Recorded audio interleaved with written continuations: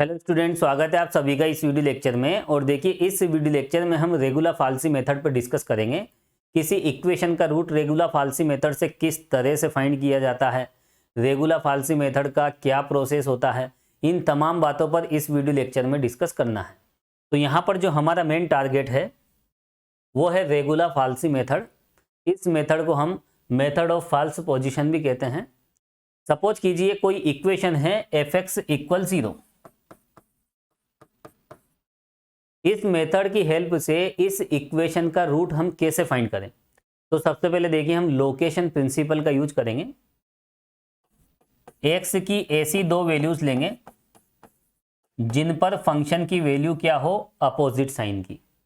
तो यहां पर देखिए, ऐसी कंडीशन में अगर हम कोई ग्राफ बनाते हैं, देखिए पहले हम इसके प्रोसेस को समझेंगे। ठीक है, ये कोई ग्राफ हमने बनाया। यहां पर हमने x की ऐसी दो वैल्यूज ली, x0 x1। इन पर फंक्शन की वैल्यू क्या है, अपोजिट साइन की है। तो यहां पर देखिए, सपोज कीजिए x0 यहां पर है, मान लेते हैं ये x0 यहां पर है और x1 यहां पर है। x0 पर फंक्शन की वैल्यू क्या है, पॉजिटिव है यहां पर, और x1 पर फंक्शन की वैल्यू नेगेटिव है, तो यहां पर लेंगे। थोड़ा x1 को दूर ले लेते हैं। सपोज कीजिए x1 यहां पर है।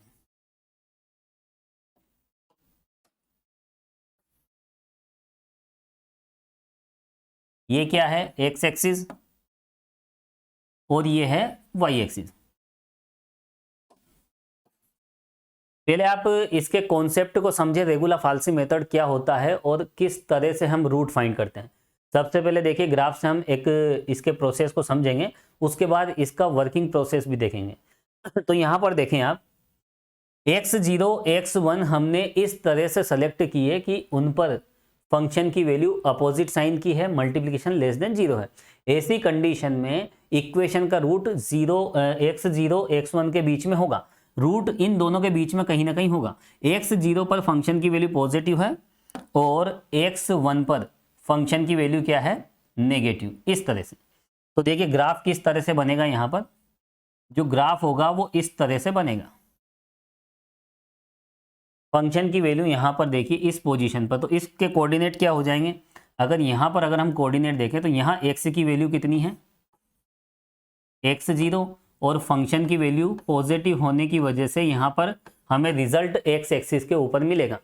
x एक्सिस के ऊपर फंक्शन की वैल्यू, आप कहीं भी चले जाएं, चाहे फर्स्ट क्वाड्रेंट हो या सेकंड, फंक्शन की वैल्यू पॉजिटिव होती है। फंक्शन की वैल्यू का मतलब y की वैल्यू x = x1 पर नेगेटिव है, सपोज कीजिए। तो यहां पर इसके जो कोऑर्डिनेट होंगे, इसके कोऑर्डिनेट क्या हो जाएंगे, यहाँ x की वैल्यू तो है x1 और फंक्शन की वैल्यू क्या है, f(x1). ये लीजिए। अब यहां पर देखिए, इन दोनों के बीच में हमें एक रूट देखना है। और वैसे भी देखिए रूट मिलता कहाँ है। अगर हम रूट की बात करें, देखिए ग्राफ को थोड़ा हम इस तरह से बनाएंगे तो समझना थोड़ा सा आसान हो जाएगा। ये लीजिए, ग्राफ मैंने इस तरह से बना लिया। ये लीजिए, और अच्छे से बना लेते हैं कर्व शेप में।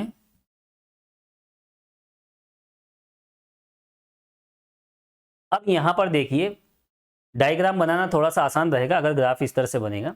तो ये कोई कर्व है, क्लियर, और ये बिल्कुल कर्व शेप में होना चाहिए। देखिए इसमें कोई कॉर्नर पॉइंट नहीं होना चाहिए। कंटिन्यूस फंक्शन की हम बात करते हैं। ये लीजिए, अब यहां पर आप देखें, x0 x1 पर फंक्शन की वैल्यू जब अपोजिट साइन की हो जाती है तो उन दोनों के बीच में हमें एक रूट मिल जाता है। और रूट कहां मिलेगा, जहां पर ग्राफ x एक्सिस को कट करेगा। तो रूट यहां पर है देखिए, और इसी रूट को हमें फाइंड करना है। देखिए ये रहा रूट। यहां पे मैं बता देता हूं, ये जो एरो सिंबल से मैंने लिखा है यही है इक्वेशन का रूट। अब इस रूट तक कैसे पहुंचे, तो सबसे पहले देखिए ये आपको कॉन्सेप्ट पता होना चाहिए। तो यहां पर हम लिखेंगे प्रॉपर तरीके से, लिखें आप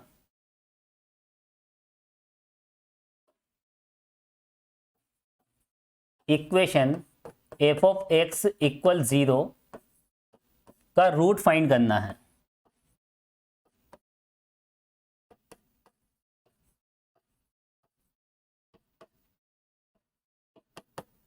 देखिए रेगुलर फाल्सी मेथड का पहले कॉन्सेप्ट आप देखें, कॉन्सेप्ट जब समझ में आ जाएगा तो देखिए क्वेश्चन तो बहुत आसान होते हैं। पहले यहाँ पर हमें इस पॉइंट तक पहुँचना है, रूट तक पहुँचना है। पहले हम ये डिसाइड करेंगे कि रूट किनके बीच में है। तो यहाँ पर देखिए हम कैसे पता लगाएं कि रूट x0 x1 के लिए है, x1 के बीच में है। तो उसके लिए देखिए लोकेशन प्रिंसिपल होता है, मैंने आपको बताया था। तो यहाँ पर लिखें आप, इसका रूट हमें फाइंड करना है। इफ f ऑफ x0, एक हम x0 लेंगे और ये f ऑफ x0 x1 हम रेंडमली कुछ भी ले सकते हैं। यदि x0 x1 की वैल्यू लेस देन 0 है तो ऐसी कंडीशन में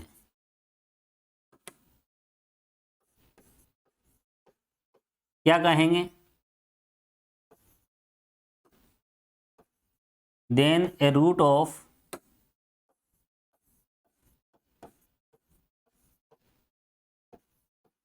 equation f of x is equal to 0।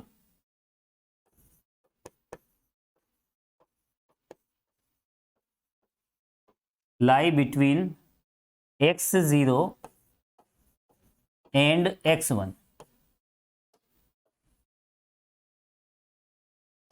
अगर कंडीशन ऐसी है fx0 fx1 का मल्टीप्लिकेशन लेस देन 0 है तो लोकेशन प्रिंसिपल की हेल्प से हम क्या कह सकते हैं, इस इक्वेशन का एक मूल x0 तथा x1 के मध्य में विद्यमान होगा।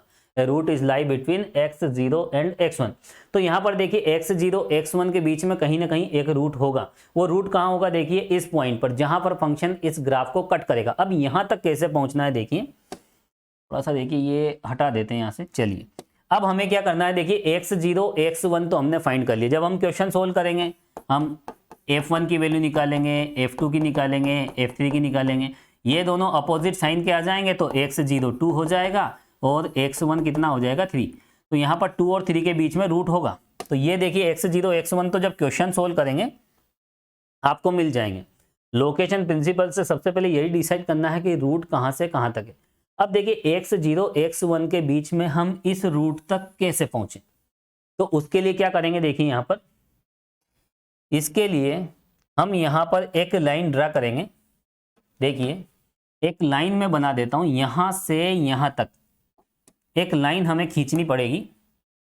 इस पॉइंट से इस पॉइंट पर एक लाइन हम बनाएंगे। सपोज कीजिए ये पॉइंट है A और ये वाला पॉइंट कौन है B। और यहां पर देखिए ये जो पॉइंट है ये पॉइंट है C। इस पर x की वैल्यू मान लेते हैं, ये पॉइंट है C और इस पर जो x की वैल्यू है, अब मान लेते हैं यहां पर x की वैल्यू क्या है, देखिए x2 है। यहां लिख देता हूं मैं, क्या है x2। और ये कौन सा पॉइंट है, देखिए C वाला पॉइंट। ये लीजिए हमें x1 से इस तरफ आगे बढ़ना है। पहले x0 निकाला, फिर x1, फिर देखिए इसके बीच में हमें मूवमेंट करनी है। यहाँ मूवमेंट करेंगे हम इन दोनों के बीच में और रूट तक हमें पहुंचना है। तो x1 से x2 फिर x3 x4 ऐसे यहाँ तक पहुंचना है। यहाँ मिलेगा आपको रूट इस पोजीशन पे। तो यहाँ पर इस पोजीशन पर पहुंचने के लिए सबसे पहले हम क्या करेंगे, देखिए a से b तक एक लाइन ड्रा करेंगे। अब यहाँ पर ये a की लाइन है, तो यहाँ पर अगर हम इस लाइन AB के स्लोप की बात करें और लाइन AC के स्लोप, स्लोप का मतलब प्रवणता है ना, तो स्लोप क्या होगी, देखिए दोनों की सेम होगी। ये कोई लाइन है ABC, आप AB का स्लोप निकालें या BC का निकालें या फिर AC का निकालें, तीनों का स्लोप तो सेम ही होगा ना, है ना। कोऑर्डिनेट ज्योमेट्री आपने पढ़ी होगी। चलिए तो यहाँ पर हम जैसे ही हम लाइन ड्रा करेंगे तो ये लिख दिया हमने, रूट इन दोनों के बीच में है। अब देखिए यहाँ स्लोप ऑफ लाइन AB, किसका स्लोप निकालेंगे, सबसे पहले देखिए यहाँ पर हमने मान लिया कि ये C पॉइंट पर क्या है, एक C पर एक x की वैल्यू क्या है x2। इस पॉइंट पर x की वैल्यू x2 है। तो इसके कोऑर्डिनेट की अगर हम बात करें तो क्या होंगे, इसके कोऑर्डिनेट भी आप लिख लें। C के कोऑर्डिनेट हो जाएंगे x2, 0। क्लियर। तो यहां आप देखें स्लोप ऑफ हमें x2 निकालना है। देखिए x0 x1 तो स्टार्टिंग में हमें मिल जाएंगे, उसी के बेस पे तो आगे बढ़ेंगे। इन दोनों के बीच में रूट है, तो यहाँ पर देखिए हम x2 की बात कर रहे हैं। तो x2 निकालने के लिए क्या करेंगे हम, इसका जो स्लोप है AC का, देखिए ए सी का स्लोप किसके इक्वल हो जाएगा, ए बी के स्लोप के इक्वल। अभी जो मैंने आपको बताया था slope of A C is equal to slope of A B. और देखिए अगर कोई लाइन इस तरह से है x1 y1 और दूसरा पॉइंट है उस पर x2 y2, तो एक लाइन पे जब दो पॉइंट होते हैं तो इसका स्लोप कैसे निकल जाता है, y2 minus y1 upon x2 minus x1, है ना। 11th स्टैंडर्ड की मैथमेटिक्स से है। चलिए तो ये कॉन्सेप्ट यहाँ पर यूज करना है। अब यहाँ पर देखिए हम बात करें स्लोप ऑफ AC। AC का स्लोप क्या है, तो y2 माइनस y1, तो क्या हो जाएगा देखिए f of x1 minus f of x0 divide bye y2 minus y1 upon x2 minus x1। तो यहाँ पहले AC है, कोई बात नहीं AC ले लेते हैं। लेफ्ट साइड में देखिए AC है, तो A के कोऑर्डिनेट ये रहे और C के कोऑर्डिनेट ये रहे, तो इनका आप यूज करें। देखिए y2 माइनस y1 कितना है fx0 डिवाइड बाय, और यहाँ पर x2 minus x1 that is x2 minus x0। तो y कोऑर्डिनेट का डिफरेंस और उसी डायरेक्शन से x कोऑर्डिनेट का डिफरेंस, यही होती है स्लोप। ओके, अब हम बात करते हैं देखिए किसकी स्लोप की, यहाँ पर AB का स्लोप है। AB का जो स्लोप है वो क्या हो जाएगा, y कोऑर्डिनेट का difference fx1 minus fx0 upon x1 minus x0 ये लीजिए। तो इस तरह से देखिए हमने यहाँ पर इस लाइन के दो पार्ट हमने किए, दोनों की स्लोप सेम होगी। सिंपल सा कॉन्सेप्ट हम यूज कर रहे हैं और इससे हम निकालेंगे x2 की वैल्यू। चलिए सोल्व करते हैं, क्या मिलेगी। यहां पर देखिए लेफ्ट में क्या है fx1 fx0 है, और ये जो देखिए माइनस है नीचे आप बैलेंस कर दीजिए, तो x0 माइनस x2, ठीक है, माइनस नीचे एडजस्ट कर दिया तो ये आपस में चेंज हो जाएंगे। राइट साइड में क्या है f of x1 minus f of x0 upon x1 minus x0। यहाँ पर देखिए हमें x2 की वैल्यू निकालना है, ये x2 अननोन है, फिर उसके बाद हम x3 निकालेंगे, x4 निकालेंगे, तो आगे बढ़ते बढ़ते कहीं ना कहीं हम रूट पे पहुंच जाएंगे। चलिए इससे हम x2 निकालें तो कैसे निकालेंगे, क्रॉस मल्टीप्लाई आप कीजिए और x0 माइनस x2, देखिए fx0 के साथ ये आ जाएगा, इधर लेफ्ट में क्या है fx0, x1 माइनस x0, साथ में क्या है f ऑफ x0, इसको इधर मल्टीप्लाई कर दिया, उसको उधर कर देते हैं, x0 minus x2, x0 minus x2, और देखिए राइट साइड में क्या है यहाँ पर fx1 माइनस fx0।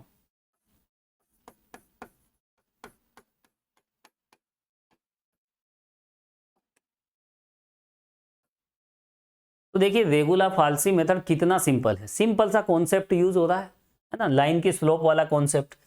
अब यहां पर देखिए इससे हमें x2 कैलकुलेट करना है, तो यहां पर अगर हम x0 माइनस x2 की वैल्यू अगर हम कैलकुलेट करें तो यहां पर देखिए हमें क्या मिलेगी, x1 माइनस x0 के साथ तो मिलेगा fx0 डिवाइड बाय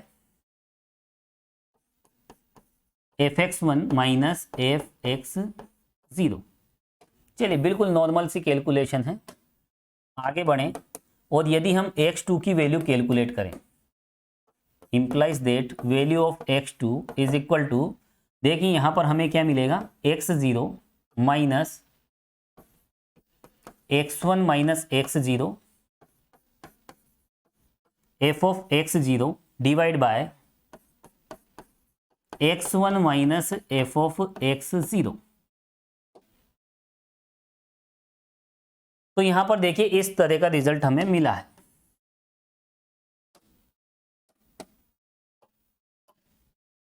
ये लीजिए ये स्ट्रेट लाइन इस तरह से। तो यहां पर सिंपल सी कैलकुलेशन कर रहे हैं, हमने x2 की वैल्यू निकाली तो x0 माइनस इस तरह से। अब यहां पर x2 की वैल्यू अगर हम फाइनल कैलकुलेट करें, इसे और सिंप्लीफाई करें तो हमें क्या मिलेगा, देखिए यहां पर अगर हम सोल्व करें तो x0 के साथ हमें क्या मिल रहा है, पहले तो हम इस तरह से एक लाइन बना लेते हैं। x0 के साथ देखिए f of x1 minus x0 F of x0 minus x1 F of x0 और इसको अंदर मल्टीप्लाई करेंगे तो plus x0 F of x0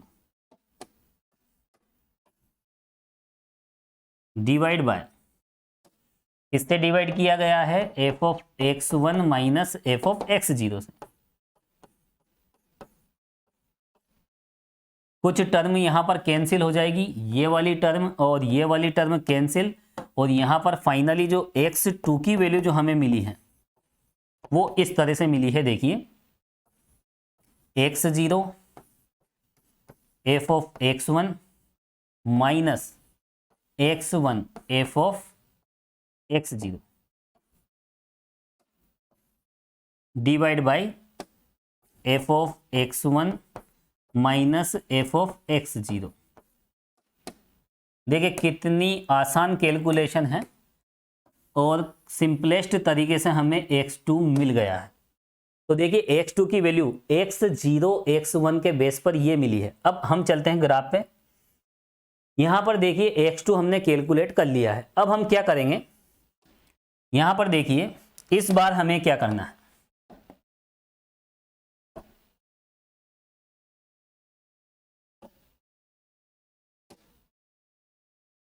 चलिए इस बार देखिए यहां पर हम x2 और x2 पर फंक्शन, जब x2 हमें मिल जाएगा तो x2 पर फंक्शन की वैल्यू निकाल लेंगे।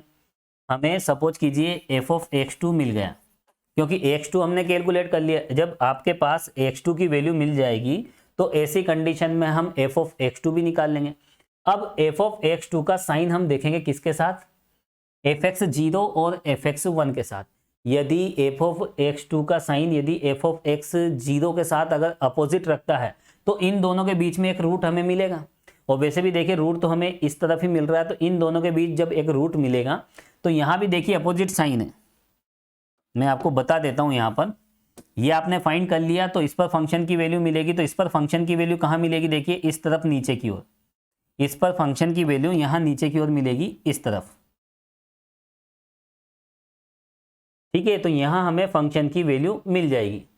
तो यहाँ कट होगा देखिए इस तरफ, और उसके बाद हम क्या करेंगे, यहीं से देखिए वापस एक लाइन बनाएंगे यहाँ पर इस तरफ, और यहाँ पर हमें क्या मिल जाएगा, जैसे x2 मिला यहाँ पर हम क्या मान लेंगे, यहाँ पर हम x3 मान लेंगे। इस पोजीशन पर क्या है, मान लीजिए यहाँ पर x3।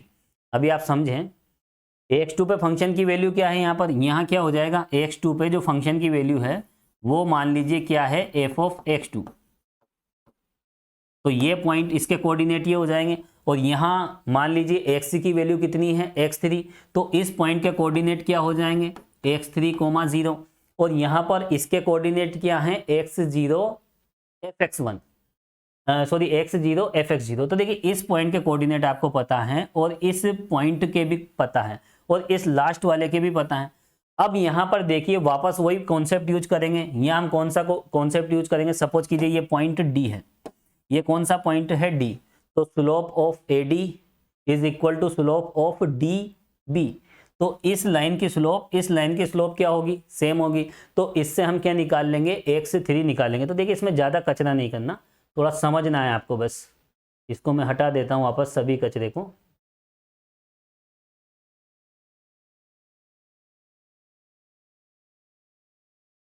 चलिए तो इसको चाहे तो देखिए ग्रीन कलर से मैं आपको बता देता हूँ एक बार फिर से, ये कॉन्सेप्ट समझ में आना चाहिए। x2 हमने कैलकुलेट कर लिया है, अब हम देखिए x3 कैलकुलेट करेंगे। तो यहाँ पर देखिए अगर हम नीचे आए इस तरफ, तो यहाँ पर इस पॉइंट के जो कोऑर्डिनेट है, सपोज कीजिए ये पॉइंट कौन सा है, देखिए मैं यहाँ पर इस पॉइंट को ले लेता हूँ। यहाँ पर ये पॉइंट है, सपोज कीजिए D पॉइंट है, और यहीं से देखिए वापस हम एक लाइन बनाएंगे और उस लाइन को किससे मिला देंगे, इस A से मिला देंगे। इसको भी ग्रीन कलर में ले लेते हैं। इस लाइन को हम किससे मिला देंगे, देखिए यहीं से हम एक लाइन बनाएंगे नीचे की ओर। ये पॉइंट मान लीजिए D है, और यहीं से एक लाइन यहां बना देंगे। तो ये पॉइंट क्या है, देखिए D, और यहां जो पॉइंट होगा वो मान लीजिए E है, E पॉइंट मान लेते हैं। और ई पॉइंट पर जो फंक्शन की वैल्यू है वो क्या है, यहाँ पर ई पॉइंट पर x3, यहीं पे मैं लिख देता हूं क्या है x3, ये लीजिए। अगर यहाँ ई पॉइंट पर अगर वैल्यू x3 है तो फिर ई के कोऑर्डिनेट क्या हो जाएंगे, इस ई के कोऑर्डिनेट हो जाएंगे यहाँ पर, देखिए यहाँ लिख देता हूं मैं, ई के कोऑर्डिनेट क्या हो जाएंगे x3 माइनस 0, और डी के कोऑर्डिनेट क्या हो जाएंगे, डी पर x की वैल्यू कितनी है x2, और फंक्शन की वैल्यू क्या हो जाएगी y की वैल्यू f ऑफ x2। तो यहाँ पर देखिए इस पॉइंट पर x की वैल्यू तो x2 है, तो y की वैल्यू के लिए हम क्या करेंगे, फंक्शन की वैल्यू निकाल लेंगे। फंक्शन की वैल्यू किसको रिप्रेजेंट करती है, y के मान को, तो ये इसके कोऑर्डिनेट हो जाएंगे। अब यहाँ a के कोऑर्डिनेट आपके पास हैं, e के कोऑर्डिनेट और d के कोऑर्डिनेट। अब यहाँ पर आप कौन सा कॉन्सेप्ट लगाओगे, स्लोप ऑफ AE का स्लोप किसके इक्वल होगा, AD के स्लोप के इक्वल होगा। और जैसी कैलकुलेशन हमने ये की है वैसी की वैसी कैलकुलेशन हमें मिल जाएगी। और जो x3 मिलेगा, अब x3 कैसे मिलेगा, देखिए x3 के इधर उधर कौन है, x0 x2, तो यहाँ पर जो x3 हमें मिलेगा वो इस तरह से मिलेगा, x0 f ऑफ x2 और minus x2 f of x0 divide bye f of x2 minus f of x0। तो कैलकुलेशन की प्रोसेस बिल्कुल सिमिलर है। तो ये होता है देखिए रेगुला-फाल्सी मेथड। ठीक है, मैं x3 की कैलकुलेशन नहीं करूंगा, केवल आप समझ लें यहाँ पर। और देखिए मैं उसको भी हटा देता हूँ, x3 को भी यहाँ से हम हटा देते हैं, ये समझाने के लिए मैंने आपको बताया था। तो यहाँ पर आप चाहें तो लिख सकते हैं, यहाँ पे x3 मिलेगा और फिर x3 से वापस हम लाइन बनाएंगे और प्रोसेस हम आगे बढ़ाएंगे। तो इस तरह से देखिए x1 से x2 x3 x4 और इस जगह तक हमें पहुँचना है। तो यहाँ पर देखिए रूट हमें मिल जाएगा। इसके लिए हम देखिए आगे बढ़ते रहेंगे। जैसे बाइसेक्शन मेथड में जब x की दो लगातार वैल्यूज सेम आ जाए, अप्रोक्सीमेट इक्वल आ जाए, तो वही रिजल्ट होता है। तो यहाँ पर x1 x2 x3 x4 इस तरह से हम आगे बढ़ते रहेंगे तो हम रूट तक पहुँच जाएंगे। यही होता है देखिए रेगुला-फाल्सी मेथड। चलिए आगे बढ़ते हैं।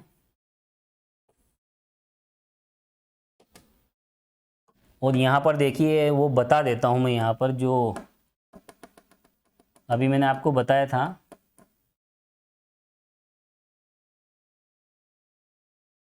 देखिए एक लाइन हमने बनाई थी, वो प्रोसेस भी मैं लिखा देता हूँ यहाँ पर। उसके बाद देखिए जो भी ग्रीन कलर वाला था, देखिए यहाँ पर ये पॉइंट ले लेते हैं और इसको हम यहाँ आगे बढ़ाएंगे इस तरफ। ये जो पॉइंट मिलेगा, सपोज कीजिए वो पॉइंट कौन सा है, वो पॉइंट है ये A B C, इसको मान लीजिए D और इसको मान लीजिए E। E पर x की वैल्यू कितनी है, x3, यहाँ पर आप लिख लें E पर कितनी है, x3।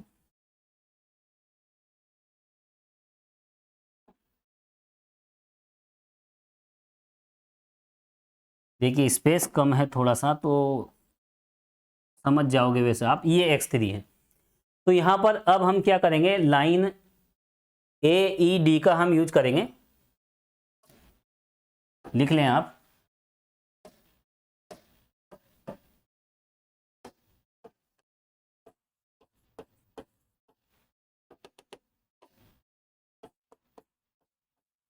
फ्रॉम लाइन कौन सी है, देखिए AD। तो लिखें आप, इसी प्रकार स्लोप ऑफ, किसकी स्लोप निकालेंगे यहाँ पर, देखिए एक तो AE की स्लोप निकालेंगे। E के कोऑर्डिनेट क्या हो जाएंगे, यहाँ मैं साइड में लिख देता हूँ, E के कोऑर्डिनेट होंगे यहाँ पर x3, 0 और D के कोऑर्डिनेट क्या हो जाएंगे, A के तो यहाँ पर दे रखे हैं, D के जो कोऑर्डिनेट हैं वो इस तरह से हो जाएंगे। D पॉइंट हो जाएगा यहाँ पर x2 है, देखिए यहाँ पर C पर है, ये जो पॉइंट देख रहे हो आप ये C है। तो इस पर देखिए D के लिए अगर हम x की बात करें तो x की वैल्यू ये है और ये हो जाएगी देखिए यहाँ पर y कोऑर्डिनेट। तो D पर x की वैल्यू, D क्या सॉरी हाँ यहाँ D की बात करें, बिल्कुल ये देखिए वर्टिकल नीचे की ओर है, वर्टिकली C के जस्ट नीचे। तो यहाँ पर C पर और D पर x की वैल्यू सेम होगी। D पर x की वैल्यू कितनी है, x2, और उस पर y के लिए फंक्शन की वैल्यू निकाल लेंगे। तो देखिए सी ई के कोऑर्डिनेट हैं, डी के हैं और ए के हैं, तो यहाँ पर हम ये वाला कॉन्सेप्ट लगा सकते हैं। तो यहाँ इसी प्रकार स्लोप ऑफ कौन सी लाइन थी वो, ए डी इक्वल ए ई। तो जो ए डी का स्लोप है वो किसके इक्वल होगा, स्लोप ऑफ ए ई। और इससे हमें क्या मिल जाएगा, इससे हमें x3 की वैल्यू मिल जाएगी। इसको सॉल्व करने पर ठीक है, कैलकुलेशन ऐसी है, देखिए हम ज़्यादा बार बार कैलकुलेट नहीं करेंगे। तो सिमिलरली हमें देखिए इसकी कैलकुलेशन करेंगे इस इक्वेशन की, तो हमें x3 मिल जाएगा। और x3 हमें किस तरह से मिलेगा, ये डिपेंड करेगा, देखिए x3 के इधर और उधर कौन है। इधर देखिए x0 पर पॉजिटिव वैल्यू है, उधर x2 पे क्या है, नेगेटिव वैल्यू। तो यहाँ पर x3 x0 x2 के बेस में मिलेगा। और किस तरह से मिलेगा, x3 is equal to x0 और कौन है देखिए साथ में x0 x2।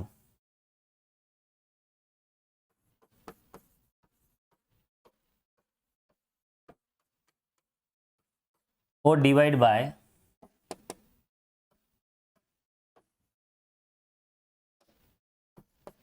F of x2 minus F of x0। अब ये वाली वैल्यू हमें मिलेगी, लेकिन ये किसके बेस पर, ये ध्यान रखना है, ये होना चाहिए यहाँ पर वेयर एफ ऑफ x0 और एफ ऑफ x2 क्या होना चाहिए, अपोजिट साइन के होना चाहिए। और यहाँ पर जो ग्राफ मैंने बताया देखिए अपोजिट साइन के हैं। आप x0 पे वैल्यू देखोगे तो पॉजिटिव, और x2 पे वैल्यू देखोगे तो नीचे की ओर मिल रही है डी पॉइंट पे, जहां पर एफ ऑफ x2 मिल रहा है वो नेगेटिव होगा यहाँ पर डी पॉइंट पे। तो कुल मिलाकर देखिए यहाँ पर आप इस प्रोसेस को यहाँ तक समझे, जैसे हमने x2 निकाला है वैसे ही आगे चल के हम x3 भी फाइंड कर लेंगे। ठीक है, इसी तरह से हम आगे बढ़ते रहेंगे। ध्यान रहे ये तभी यूज होगा जब इस कंडीशन में। तो देखिए यहाँ आप समझ लें, जैसे एफ ऑफ x1 यहाँ समझें, आप सभी जो भी प्रोसेस मैंने आपको बताया वो फाइनली यहाँ आप समझ लें।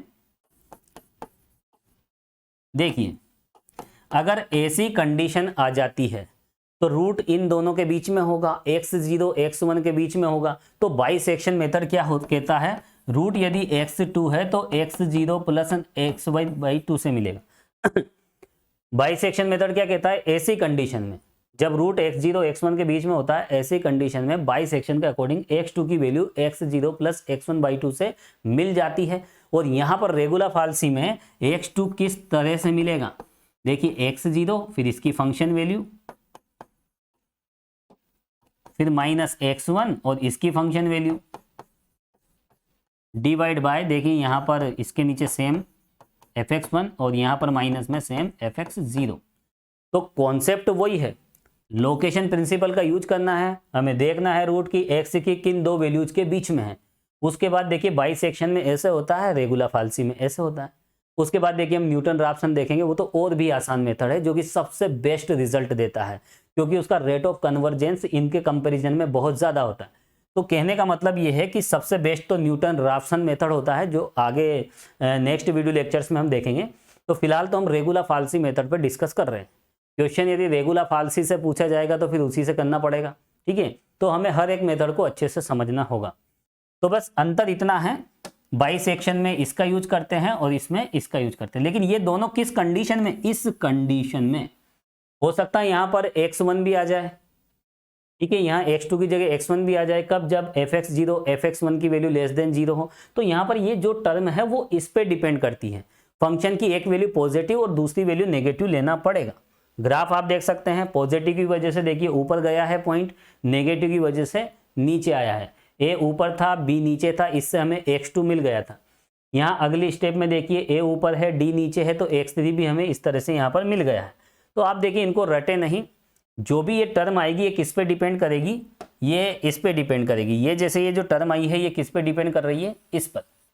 और अगली जो टर्म आई है ये x3, ये किस पे डिपेंड कर रही है, यहाँ पर इस पर।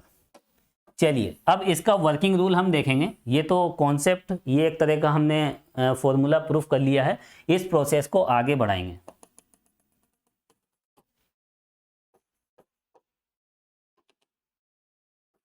इसी प्रकार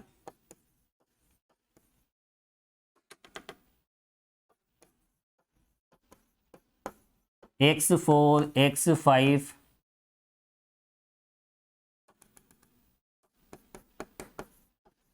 फाइंड करते हैं तथा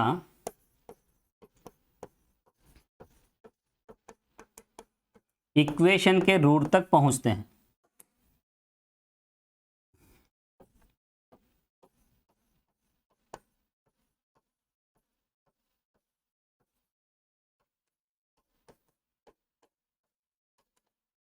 तो देखिए रेगुलर फाल्सी इस थीम पे काम करता है। जो भी प्रोसेस मैंने आपको बताया है इस तरह से देखिए रेगुलर फाल्सी का जो फॉर्मूला है वर्क करता है। अब यहाँ पर देखिए इस फॉर्मूले को क्वेश्चन पे कैसे अप्लाई करें। जब हम कोई क्वेश्चन सोल्व करते हैं तो इसका कैसे यूज करते हैं, इसका वर्किंग रूल आप देखें, लिखें आप वर्किंग रूल, क्वेश्चन किस तरह से सोल्व करना है।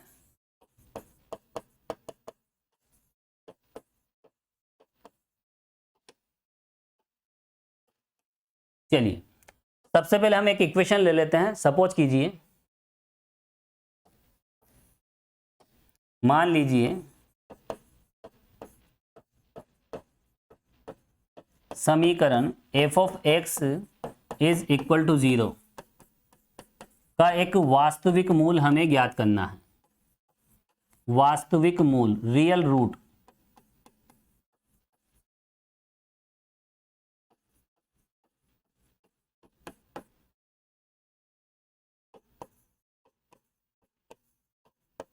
ये हमारा टारगेट है।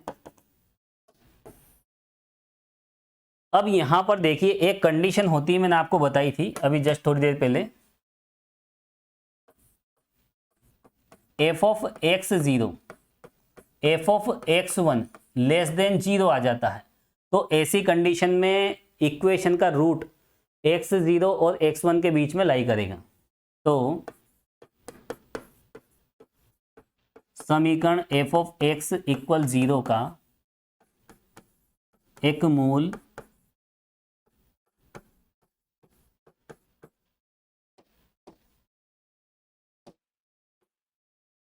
कहाँ मिलेगा, देखिए x0 तथा x1 के मध्य में।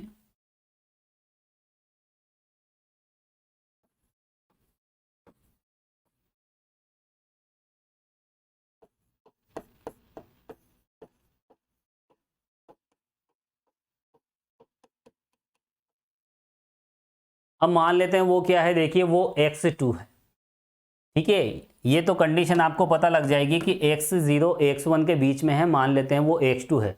हालांकि वो रूट नहीं होगा, रूट से काफ़ी डिस्टेंस पे होगा, लेकिन फिर हम x2 से x3 पे जाएंगे, फिर x3 से x4 पे जाएंगे। तो देखिए कहीं ना कहीं आगे चल के हम बिल्कुल रूट के क्लोज में, बिल्कुल उसके नज़दीक पहुँच जाएंगे। अब देखिए यहाँ पर ये वाली बात आपको लिखनी है। सबसे पहले ये निकालना है, क्वेश्चन में हम इस तरह से x0 x1 x2 हम निकालते रहेंगे इस तरह से। मैं आपको बता चुका हूँ, f ऑफ 1 निकालेंगे, 2 निकालेंगे, जैसे अपोजिट साइन आएंगे तो रूट 1 2 के बीच में हो जाएगा। 1 को ले लेंगे x0 और 2 को ले लेंगे x2, है ना, x2 के सॉरी x1। अब यहाँ पर देखिए x0 x1 हम फाइंड कर लेंगे, उस पर फंक्शन की वैल्यू लेस देन 0 मल्टीप्लाई करने पर तो रूट इन दोनों के बीच में हो जाएगा। अब ऐसी कंडीशन में हम क्या करेंगे, हम x2 निकालेंगे, तब x2 क्या हो जाएगा, तब x2 की वैल्यू हो जाएगी यहाँ पर देखिए x2 किसके बेस पे निकलेगा, x0 x1 के बेस पे। तो x0 फिर उसके बाद देखिए f of x1 minus x1 और फिर f ऑफ x0। ये बात तो देखिए मैंने आपको अभी बताई थी कुछ देर पहले, divide by f of x1 minus f of x0। ये हम कैलकुलेट कर लेंगे, x2 हमें मिल जाएगा। उसके बाद तो देखिए वही प्रोसेस जो हमने पहले यूज की थी। और कौन सी प्रोसेस यूज की थी, देखिए बाई सेक्शन में जिस तरह से हम आगे बढ़े थे ये आपको मिल गया है। जैसे ही x2 मिलेगा उसके बाद हम क्या कैलकुलेट करेंगे, देखिए हम x3 के लिए वर्क करेंगे। x2 हमने निकाल लिया है, x2 की वैल्यू हमारे पास है, अब हमें x3 की वैल्यू निकालनी है। तो x3 के लिए हम सबसे पहले क्या करेंगे, now we calculate value of f of x2। x2 की वैल्यू हम कैलकुलेट करेंगे क्वेश्चन मार्क। अब देखिए यहाँ पर एफ ऑफ x2 का साइन हम चेक करेंगे, इसका साइन हम देखेंगे इसके साथ अपोजिट है या इसके साथ अपोजिट है। तो दो केस बनेंगे। दो केस कौन से बनेंगे? यदि एफ ऑफ x2 का साइन एफ ऑफ x1 के साथ अपोजिट है, यानी कुल मिलाकर बात यह है इन दोनों के अपोजिट साइन हैं, तो ऐसी कंडीशन में जब x3 हम निकालेंगे तो वो x3 कैसे निकालेंगे? देखिए x2 x1 के बेस पे। बाई सेक्शन में कैसे निकालते थे? बाई सेक्शन में x3 क्या करते थे? x2 प्लस x1 बाई 2 करते थे। यहाँ क्या करेंगे? x1 x2 के बेस पे। तो देखिए सफिक्स में छोटा क्या है? x1 और बड़ा क्या है? x2। तो पहले आप ये लिखें x1 f of x2 minus x2 f of x1। इस तरह से देखिए हमें x3 मिल जाएगा, divide by f of x2 minus f of x1। तो यहां पर देखिए अगर f ऑफ x2 का f ऑफ x1 के साथ मल्टीप्लिकेशन लेस देन 0 या फिर अपोजिट साइन है तो ऐसी कंडीशन में x3 ऐसे निकलेगा। तो यहां पर देखिए x3 निकालने का सिस्टम बदला है, बाकी देखिए प्रोसेस वही है जो बाई सेक्शन में देखी थी। अब देखिए यदि थोड़ा सा ऊपर ले लेते हैं इसको, देखिए यहां पर f ऑफ x2 अगर इस x0 के साथ अपोजिट साइन रखता है, मैंने आपको बताया था ये जो कैलकुलेशन का प्रोसेस है, जब भी हम x की वैल्यू निकालते हैं तो ये डिपेंड करती है किस पर? इस कंडीशन पर। अगर कंडीशन ये है इसका अपोजिट साइन इसके साथ है तो फिर ऐसी कंडीशन में जब हम x3 निकालेंगे तो x3 हम इस तरह से निकालेंगे। देखिए आप x3 किसके बेस पे निकलेगा? x2 x0 के बेस पे। तो x2 x0 यहां सफिक्स में छोटा कौन है? x0। तो वो पहले लिखें x0 f ऑफ x2 और minus x2 f of x0। हालांकि देखिए एक सिस्टम बना लें आप, किसको पहले लिखना है किसको बाद में लिखना है। x2 को यहाँ लिख सकते हो पहले, x2 दोनों तब जैसे पहले पूरा मैं कर लेता हूँ इसको। देखिए यहाँ क्या आएगा?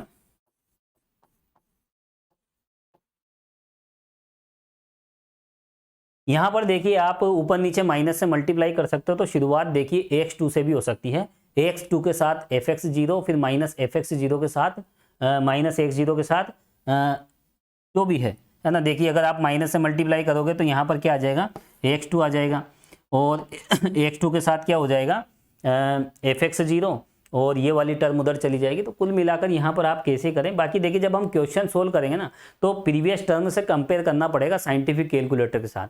इसलिए मैं आपको सजेस्ट करूँगा कि यहाँ पर आप जो भी छोटी वैल्यू है सफिक्स में जो छोटा है वहीं से आप शुरुआत करें। यहाँ सफिक्स में कौन छोटा है? देखिए 0, तो आप x0 से शुरुआत करें। एक सिस्टम बना के चलें ताकि जब हम कैलकुलेशन करेंगे क्वेश्चन में वहाँ कोई कन्फ्यूजन नहीं होगा। तो देखिए बिल्कुल आसान सी बात है। सबसे पहले हम x2 निकाल लेंगे। अब हम कार्यवाही कर रहे हैं किसके लिए? x3 के लिए। तो जो भी वर्क कर रहे हैं x3 के लिए कर रहे हैं, और x3 के वर्क करने के लिए देखिए इस पर फंक्शन की वैल्यू चाहिए। तो ये पूरा का पूरा जो सिस्टम है देखिए ये x3 के लिए है, ठीक है, इसलिए यहाँ पर ब्रैकेट मैंने लगा दिया। अब यहाँ पर देखिए ये अगर x1 के साथ अपोजिट साइन है तो x3 ऐसे निकल जाएगा, अदरवाइज ऐसे निकलेगा। अब सपोज कीजिए यहाँ पर इन दोनों में करेक्ट कंडीशन क्या है? ये है। अब यहाँ पर fx2 fx1 अपोजिट साइन के हो गए, x3 इस तरह से निकल गया। तो x3 की जो फाइनल वैल्यू है वो ये रही, जिसे मैं इस बॉक्स में क्लोज कर देता हूँ। x3 की जो फाइनल वैल्यू है ये करेक्ट रिजल्ट माना जाएगा। ठीक है, इस पे तो हम डिस्कस करेंगे नहीं क्योंकि यहाँ पर अपोजिट साइन हमने किसके माने हैं? x2 x1, fx2 और fx1 के। तो हम x3 इस तरह से निकाल लेंगे। अब हमें चाहिए x4। x4 कैसे निकालेंगे? Now we calculate. ये x3 हो गया। अब हम x4 के लिए वर्क कर रहे हैं, तो x4 के लिए सबसे पहले हम fx3 निकालेंगे। हमने x3 कैलकुलेट कर लिया, इस पर फंक्शन की वैल्यू निकाल लेंगे और fx3 कैलकुलेट करेंगे और fx3 का साइन देखेंगे किसके साथ, देखिए इस पर बात नहीं करेंगे, इस कंडीशन को लेके आगे बढ़ रहे हैं। वो जो fx3 हम इस पे निकालेंगे उसका हम इन दोनों से कंपेयर करेंगे। fx3 का जो साइन है इसके साथ अपोजिट है या इसके साथ अपोजिट है। सपोज कीजिए fx2 के साथ अपोजिट है, fx3 हम क्या करेंगे, कैलकुलेट करेंगे। अब यहां भी दो कंडीशन बनेगी, यदि fx3, अब इसका जो साइन है देखिए आपको जस्ट प्रीवियस टर्म, इसके जस्ट पहले वाली टर्म यही है, तो इन दोनों से ही चेक करना है, यहां इससे चेक मत कर लेना, गड़बड़ हो जाएगी, ठीक है। तो यहां पर यदि fx2 के साथ अपोजिट साइन है तो ऐसी कंडीशन में जो x4 निकलेगा, देखिए हम रूट के पास जाते जाएंगे, x4 के बाद x5 भी निकलेगा।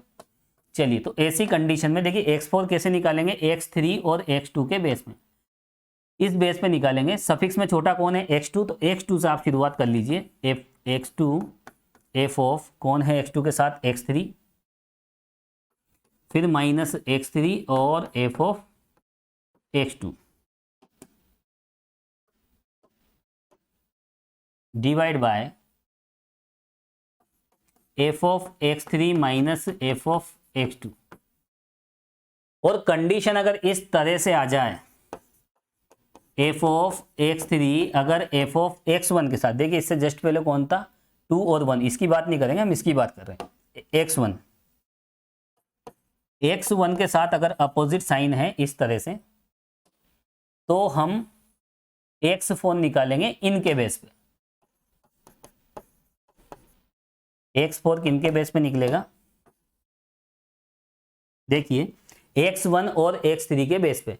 सफिक्स में छोटा कौन है, x1 से शुरुआत कर दीजिए, x1 f of x4 minus x4, oh sorry x3, यहाँ तो x1 के साथ कौन है यहाँ x3, तो यहाँ क्या आ जाएगा इस तरह से, x3 f of x1 divide by f of x3 minus f of x1।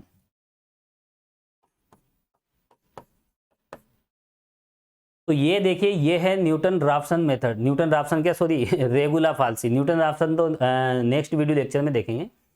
अब यहाँ पर देखिए ये प्रोसेस हमने किसके लिए कंप्लीट की, x4 के लिए हमारा काम हो गया है, x4 हमने फाइंड कर लिया है। अब यहाँ पर इसमें सही कौन है गलत कौन सी कंडीशन ट्रू है। सपोज कीजिए यहाँ पर ये वाली कंडीशन ट्रू है, सपोज कीजिए x3 x1 के साथ अपोजिट साइन का है, x2 के साथ नहीं है। अब x1 के साथ यदि अपोजिट साइन का है तो x4 हमें ऐसे मिलेगा और इसी को लेकर हम आगे बढ़ेंगे, x4 की ये वाली वैल्यू लेकर हम आगे बढ़ेंगे। और इसके बाद क्या करेंगे, अब तो बस आप आगे लिख लीजिए, इसके बाद x5 x6 फाइंड करेंगे।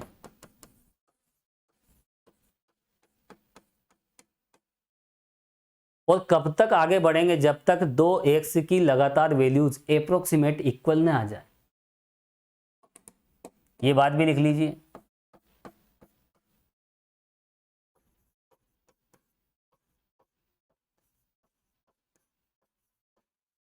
तब तक आगे बढ़ेंगे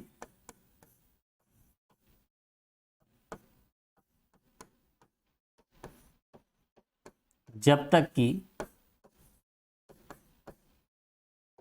xn minus 1 is approximate equal to xn। ये डिपेंड करेगा क्वेश्चन पे। देखिए आप डेसिमल के 4 प्लेस तक है तो देखिए 4 प्लेस तक आप मैच कर लीजिए, ये डिपेंड करेगा क्वेश्चन पे। इसका मतलब ये है कि x की दो लगातार वैल्यूज अप्रोक्सीमेटली इक्वल आ जाए। जैसे x11 कितना आ जाएगा, x11 आ गया जैसे 1.92516 और x12 कितना आया 1.92518। तो फिर आपको आगे कैलकुलेशन नहीं करना। देखिए यहाँ पर देखिए 4 प्लेस तक एग्जैक्ट मिल गया है। अगर एग्जाम में देखिए ऐसा क्वेश्चन आ जाता है कि 4 प्लेस तक आप रिजल्ट मैच कीजिए तो आपको 4 प्लेस तक जाना, अदरवाइज देखिए 3 प्लेस तक ही आप क्वेश्चन को कंप्लीट कर सकते हो। क्वेश्चन में वैसे दिया जाता है कि कितने प्लेस तक रिजल्ट आपको मैच करना है। तो तब तक आगे बढ़ेंगे कि जब x की दो लगातार वैल्यू लगभग बराबर न आ जाए। उसी बात को देखिए ये रिप्रेजेंट करती है ये इक्वेशन। अब आगे हम बढ़ते हैं। वैसे इक्वेशन नहीं है, ये एक स्टेटमेंट है, मैथमेटिकल स्टेटमेंट। इसका क्या मतलब होता है आप जानते ही हो। तो चलिए, ये रेगुलर फाल्सी मेथड है, इस पर हम एक बार फाइनली डिस्कस करते हैं और नेक्स्ट वीडियो लेक्चर से हम इसके जो भी क्वेश्चन है, जो भी प्रॉब्लम्स है, वो सोल्व करेंगे। तो देखिए स्टूडेंट्स, यहाँ पर हम एक्स की ऐसी दो वैल्यूज़ लेते हैं जिन पर फंक्शन की वैल्यूज़ अपोजिट साइन की हो। यहाँ ए पर फंक्शन की वैल्यू पॉजिटिव है, बी पर फंक्शन की वैल्यू नेगेटिव है। तो जो रूट होगा, और ये फंक्शन का जो ग्राफ है एफ एक्स का ग्राफ, अब रूट यहाँ x0 x1 के बीच में होगा। x1 के नीचे यहाँ फंक्शन की वैल्यू b पर मिलेगी, कितनी, fx1। x0 पर फंक्शन की वैल्यू ऊपर मिलेगी पॉजिटिव, कितनी, fx0। तो x0 x1 पर यहाँ पर देखिए हमें अपोजिट साइन मिल रहे हैं फंक्शन की वैल्यू के, इधर पॉजिटिव इधर नेगेटिव। तो लोकेशन प्रिंसिपल क्या कहता है, रूट इन दोनों के बीच में होगा। उस रूट को फाइंड करने के लिए हमने एक लाइन ड्रा की, येलो कलर वाली लाइन आप देख सकते हो, ए से बी तक हमने एक लाइन खींची। और इस लाइन की अगर हम बात करें तो यहाँ पर इस ए बी का स्लोप निकालें या ए सी का स्लोप निकालें, सेम आएगा। ए बी का स्लोप ए सी का स्लोप सेम। 2 डायमेंशन ज्योमेट्री का जो भी कॉन्सेप्ट होता है स्लोप का, एक रेखा की प्रवणता, तो वो हमने यहाँ पर अप्लाई की और जैसे हम सोल्व करेंगे तो x2 हमें मिल जाएगा। उसके बाद जैसे हमें x2 मिलेगा तो हम x2 पे फंक्शन की वैल्यू निकाल लेंगे। x2 पे फंक्शन की वैल्यू कितनी आएगी, fx2, जो कि नेगेटिव होगी। यहाँ पर अगर हम देखें इस ग्राफ की बात करें तो क्वेश्चन में कुछ अलग हो सकता है। तो यहाँ पर फंक्शन की वैल्यू कितनी है, d पर नेगेटिव और a पर क्या है, पॉजिटिव। तो फिर वही कॉन्सेप्ट हम लगा देंगे जो अभी लगाया। हम यहाँ से क्या करेंगे, एक लाइन बनाएंगे तो AE का स्लोप AD का स्लोप सेम हो जाएगा। तो आगे बढ़ें और यहाँ पर देखिए AE का स्लोप और AD का स्लोप सेम हो जाएगा और वापस कोऑर्डिनेट ज्योमेट्री का कॉन्सेप्ट यूज करेंगे तो हमें x3 मिल जाएगा। इसी के बाद देखिए x4 x5। तो ये तो देखिए बेसिक कॉन्सेप्ट, क्वेश्चन किस तरह से सोल्व करेंगे उसका भी प्रोसेस मैंने आपको बता दिया। हालांकि दोनों सिमिलर प्रोसेस है, लेकिन क्वेश्चन को हम किस तरह से मैनेज करते हैं, किस तरह से अरेंज करते हैं, तो ये बातें आपको पता होनी चाहिए। तो देखिए स्टूडेंट्स, इस वीडियो लेक्चर में मेरा टारगेट था कि रेगुलर फाल्सी मेथड या फिर मेथड ऑफ फाल्स पोजीशन किस तरह से वर्क करता है, उसके पीछे क्या कॉन्सेप्ट है, इस पर मैं डिस्कस कर चुका हूं और मेरा जो टारगेट था वो इस वीडियो लेक्चर का वो कंप्लीट हो चुका है। मिलते हैं नए वीडियो लेक्चर में इसकी प्रॉब्लम्स के साथ। Thank you so much.